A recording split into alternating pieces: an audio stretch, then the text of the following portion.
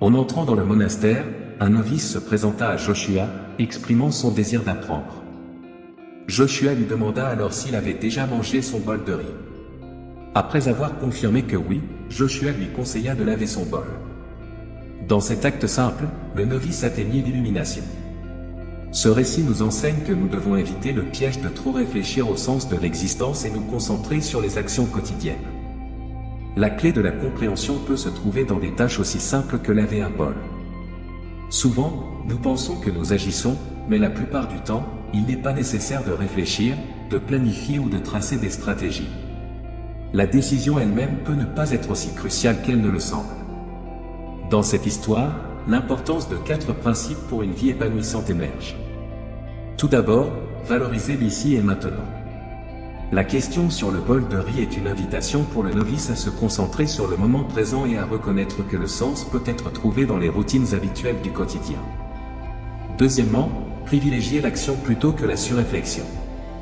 La suggestion de Joshua, laver le bol, souligne que la sagesse réside souvent dans l'exécution d'actions simples, plutôt que dans une réflexion embrouillée sur les questions de la vie.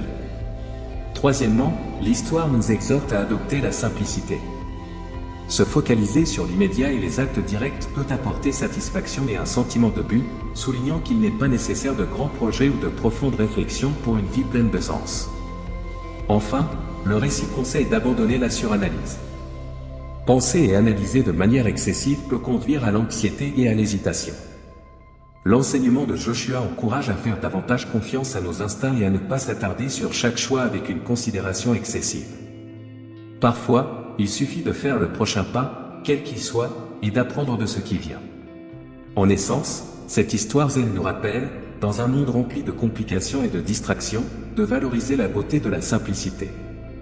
Vivez et agissez simplement.